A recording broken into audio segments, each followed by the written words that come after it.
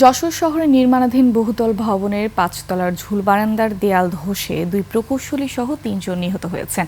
নিহতরা হলেন ওই ভবনের প্রকল্প প্রকৌশলী কুষ্টিয়ার মিজানুর রহমান, অপর প্রকৌশলী দিনাজপুরের আজিজুল ইসলাম এবং নির্মাণ শ্রমিক চাঁপাইনবাবগঞ্জের নুরু মিয়া।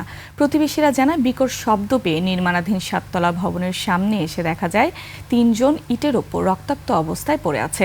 সুপার ফ্রেশ ফর্টিফাইড সয়াবিন তেল, শুরু হোক হেলদি লাইফের জার্নি। দ্রুত তাদের উদ্ধার করে হাসপাতালে নেওয়া হলে চিকিৎসক মৃত ঘোষণা করেন। বিল্ডিং ফর ফিউচার লিমিটেড নামে একটি নির্মাণ সংস্থা ১০ বছর ধরে ভবনটি নির্মাণ করছে। প্রতিষ্ঠানের স্বত্বাধিকারী এবং ভবনের মালিক আনিস উদ্দিন ইকবাল রাফু সাবেক প্রধানমন্ত্রী শেখ হাসিনা আত্মীয় হওয়ায় কোনো রকম নিরাপত্তা ব্যবস্থা ছাড়াই ভবনটি নির্মাণ করা হচ্ছিল বলে অভিযোগ স্থানীয়দের।